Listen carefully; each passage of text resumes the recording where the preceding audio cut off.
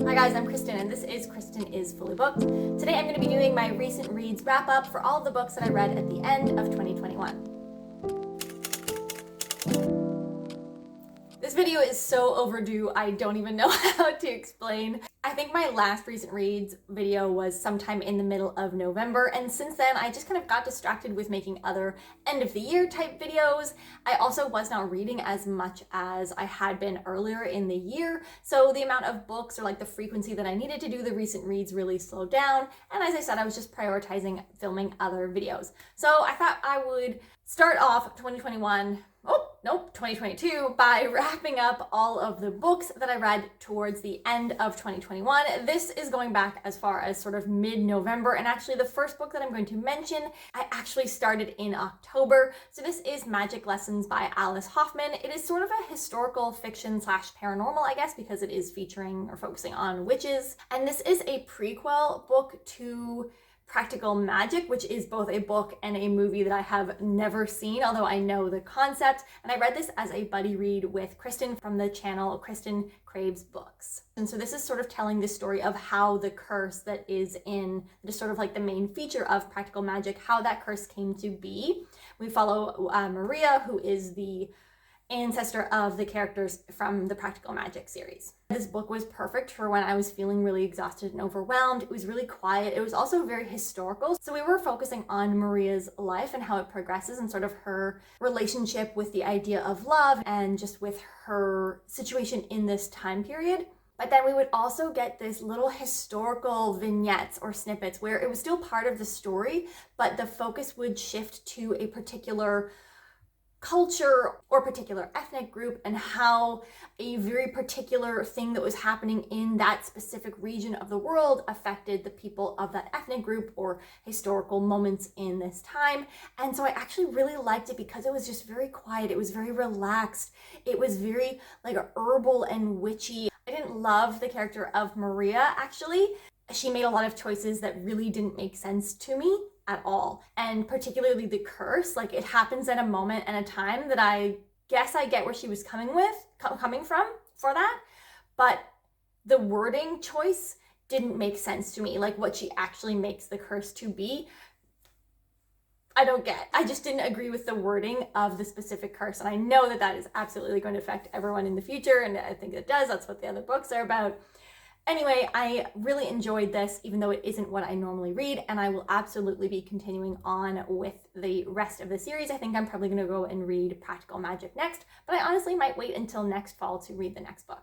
The next book that I finished was Ship of Destiny by Robin Hobb, and this wrapped up the Live Ship Traders series for me. I was buddy reading this with Maria from the channel Tea Books Magic. You might have noticed that since I finished this book at the end of last year, but it was not in any of my top 10 favorite lists, that I did not enjoy this book as much as the first two books in the series that both were on my top 10 favorites for the year. And that's because I have more complicated feelings about this book. As part of the buddy read, I really enjoyed talking every day with Maria about where we had gotten to in the book, but it also made me analyze a lot more in detail exactly what was happening and how I felt about it on the way through while reading this book. While this book was seamless and almost like a perfect ending, I think, to this series, I have some more complicated feelings about specific events that happened along the way in the book. I think this is borderline spoilery to say. I don't think it actually really spoils it, but you could read into it.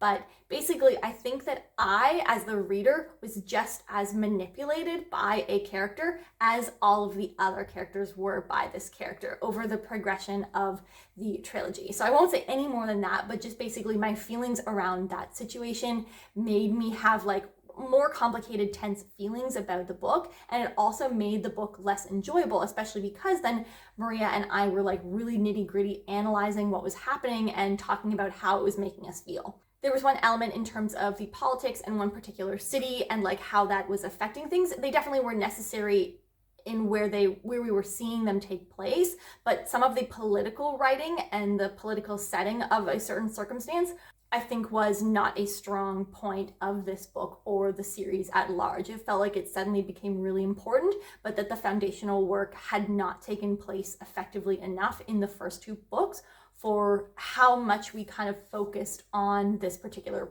political element in the third book. But overall, I did think it was a really great ending.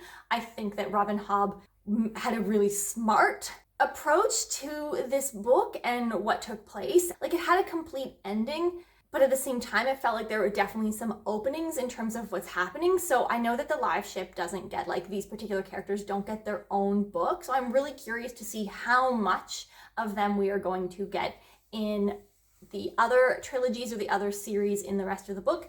And I really, really hope there is a lot more of these characters and these particular situations that felt open-ended. I hope that we get a lot more of those in the future and that they make sense in the other series. Okay, next up we have a book that is maybe gonna get me a little bit of hate. I'm honestly not sure, but that is Pureness. I did not particularly love this book, and I think it's because I went into it with extremely high expectations. So everyone talks about how much they love this book. It was on a lot of people's like top favorite books from the year, and people whose channels I really like and whose opinions I generally agree on. We follow the main character, Pureness, who lives in this house that is his whole world. It's ginormous. There's different levels in this house. There's an ocean, there are clouds, there are statues everywhere, there are flocks of birds. And this house is Pureness's whole existence. And we are reading the book through journal entries from his perspective. I thought the writing was beautiful. I thought the house was so interesting and so cool, and I loved seeing and learning about the house through Pureness's eyes. But from a plot perspective, it felt a little bit lackluster in that I feel like I was able to understand or guess what was happening very early on, and then because of that, I felt like there wasn't enough tension and build up for the remainder of the book. It's not like I hated this book. I didn't even think it was bad. It just didn't work for me. It wasn't a new favorite. There were elements of it that were quite memorable, but overall, I don't think this is a book that I will return to time and time again. Okay, now we're getting into the books that I read in December. Around this time, I did do a reread of The Mask of Mirrors by M.A. Carrick in preparation for reading a book that I'll talk about in a moment. And in December, I was reading from a very specific TBR, attempting to read from very specific authors and rereads of books that I've read in the past. And one of these rereads was The Dark Mirror by Juliette Marillier. This is a historical adult fantasy following the main characters Brede and Tuula. And this is set in, I don't remember the time period, but it follows the Picts in North Scotland. Brede is a really young boy and he's given to a druid, the king's druid, to be trained for some unknown purpose. And when Brede is young, he wakes up one night and discovers a baby that has been left on his doorstep. And this is the character of Tuula, who is very clearly of the Fae variety. Because of the mistrust of the Fae and the good folk at this time, while the druid Broishan, while his household does take in Tuula and provide care for her, she is never really accepted. And we follow Brede's and Tuula's relationship as they grow and as Brede's goal in life or the purpose that has been chosen for him by this king's druid, Broishan, become clear. This is a little bit of a darker story. There is a particular sacrificial act that takes place at some point that feels a little bit unnecessary, and a little bit confronting, but it is one that is also confronting for our characters, or for one of our characters who plays a role in this. I was a teenager when I first read this book, and I remember feeling really, really invested in Brede and Tuula's relationship, whereas when I was reading it now as a more mature reader, I felt like the relationship was actually a little bit underdeveloped, and like I would have liked to see more of their relationship growing and developing sort of in the interim years, where we just get small little snippets. I also feel like there was like suddenly a villain towards the end of the book that it did impact the plot quite a bit, but the villain side of the story could have been drawn further into the beginning of the book or laying more foundation earlier on, because as it is in the book, it feels a little bit sudden. I did enjoy this book, but I definitely did not enjoy it as much as I did when I originally read this book when it first came out.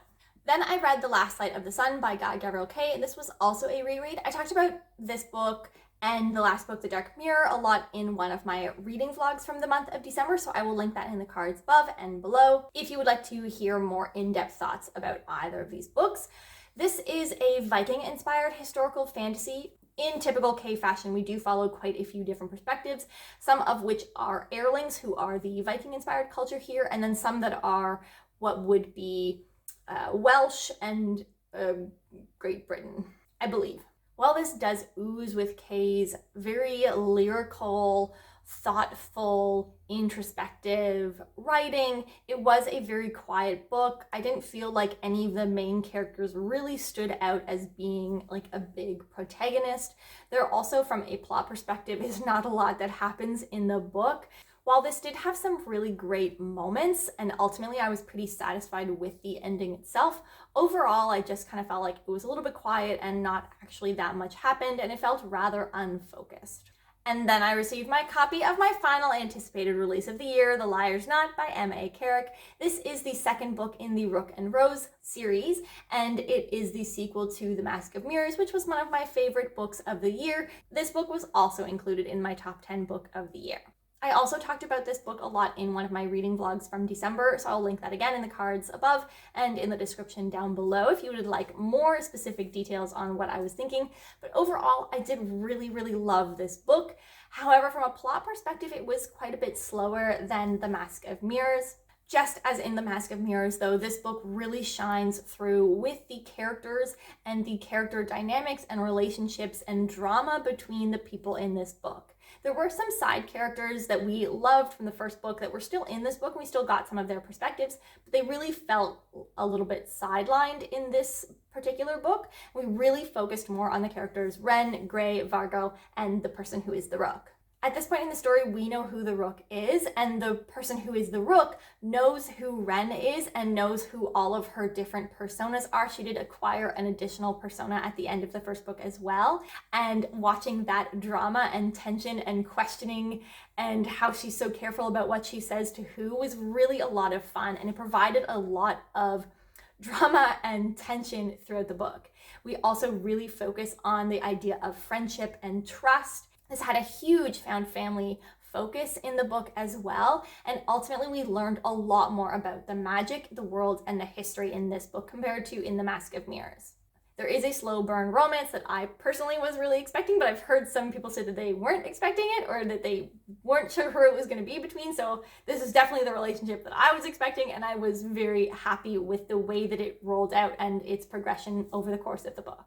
Even though I didn't like this book quite as much as The Mask of Mirrors, I had such a good time reading it. I had a huge grin on my face the whole time, and I am so caught up in this series. I am devastated that there is only one book left in this series that we probably will not get until early 2023.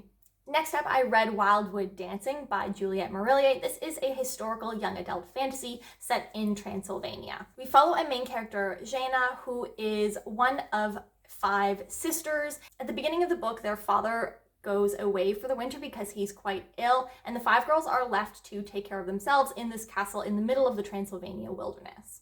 Jaina is the second oldest, and she is responsible for taking care of her father's business during this time period when her father is ill. However, there is a male cousin who lives next door who really early on makes it clear that he thinks that Jaina's role should be more in the wifely manner and that she shouldn't have anything to do with the business, and he kind of aggressively and slowly begins to assert himself more and more in a dominant position over the girls and their family business and their household and everything over the course of the book. There were a couple different magical elements here that I thought were quite interesting. The 5 girls can actually travel to the other world, or the Fae world, which is essentially like the other world within the forest that is surrounding their castle, and they go there every full moon to just dance with all of the Fae folk. And it is there in the other world that the older sister meets this boy called Sorrow, and the two begin a bit of a forbidden romance. The other magical component is that Jaina has a frog animal companion whose thoughts she can hear, and there is a whole storyline of who this frog is. I liked Jaina's story with her wanting to run the business and take care of the family, and her friendship and relationship with the frog animal companion and the tension with the cousin, I also thought was quite well written. It was very uncomfortable and very frustrating and infuriating at times, but I thought it was a really good story. However, it felt like this side background story of the older sister and the romance with the character Sorrow kind of stole a little bit of the moment at times. It just kind of felt like, in comparison, Jaina's story, even though I was really interested in it, at some point started to feel a little bit less interesting as the story that was happening off page, but we weren't getting those details. And those ones provided, like that off page story, provided a lot of dramatic moments that really affected Jaina and Jaina's story. But again, we didn't have all of the details. We didn't have all of the build up for that relationship and like a sense of intensity or investment in that relationship and situation. Almost done, 2 more books. So the next book that I read was Archangel by Sharon Shin. This is a book that is loaned to me by one of my friends who is in my fantasy book club here in my town. And I would say that this is a fantasy romance. It is closed door fantasy, nothing happens on page, between a human and an angel. And the setup here is that one of our main characters, Gabriel, is in line to become the next Archangel, which is the top political position in this world. And this also comes with a wife, sort of, where the god dictates who the wife of the Archangel should be. She is a human who is selected by their god. And in this case, our human, what was her name? Rachel? Yeah, Rachel. Rachel finds out from Gabriel that she is meant to become his wife, and she's really not interested. However, she goes along with it because she is someone who is quite invested and has faith in their religion and their god, and she believes that their god has dictated that she should marry Gabriel. So she goes along with it, but she's not super thrilled about it. There is a little bit of a conspiracy that is happening, and that provides a lot of the plot and tension that takes place, a lot of the action and drama. I was interested, to be honest, but there were a lot of things that bothered me about the book. It was pretty heavy-handed in its exploration of faith. And then on top of that, Rachel as a main character was just really frustrating. She was kind of stubborn and contrary to the point of being obstinate, even when her feelings were involved. It generally felt like if Gabriel said the sky was blue, she would insist that it was black simply for the sake of saying so. And the last book that I finished before the end of the year was In a Holidays by Christina Lauren. This is a romantic comedy, I guess, set at Christmas time. Our main character, whose name I've already forgotten, is sucked into this Groundhog Day situation where, on her way of leaving their Christmas gathering, her and her family get into a car accident, and she wakes up on the plane on December 21st or something on the way to the family vacation. And from a young age, Rachel has always been in love with one of the boys from one of the other families. However, this Christmas, she drank too much eggnog and made out with the brother of the boy that she is in love with. So with this Groundhog Day situation, she of course gets the opportunity to fix all of her mistakes that she made over that holiday vacation. But ultimately, I felt like the relationship was pretty underdeveloped. When she makes it clear that she is into the one guy, it progresses very quickly. It's not like it wasn't established that they were very close and had been for years. It just feels like something clicks and suddenly everything makes sense and is right. And I just don't know that it would go that smoothly or like get that serious that quickly. The thing with the brother that she makes out with in the first original timeline, actually I thought was quite well handled, because she has complicated feelings that she's holding on to, in a sense of like she didn't want that to happen and she didn't like how it played out the next day in the original timeline. So she's sort of holding on to feelings of something, and that is affecting how she interacts with that person, with that brother in the do-over timelines, and he doesn't quite understand why she's acting suddenly weird, because in his sense that never happened. And there were some complicated situations of like expectations and things like that between the brothers and between this girl, and I felt like that was actually handled fairly well, although at a certain point I thought that it was going in a direction that I didn't like, but actually it was pretty well done. Ultimately, I just like didn't really connect with the relationship between the two characters. I was really happy for them, I guess, but I also didn't care as much as I wanted to, and as what I was like looking to get out of this book that I have been saving for a whole year to like read at Christmas time. But anyway, those are my recent reads and all of the books that I wound up finishing my 2021 year with. If you've read any of these books, I'd love to hear what you thought of them. And if you just want to let me know that you are still here at the end of the video, put a Christmas tree in the comments and we'll wrap up with all of our Christmas and end of the year related content with this last video. Don't forget to like and subscribe. That really helps the channel out. I post videos on every Monday and Thursday, and I will see you in my next video. Have a great day, guys. Bye.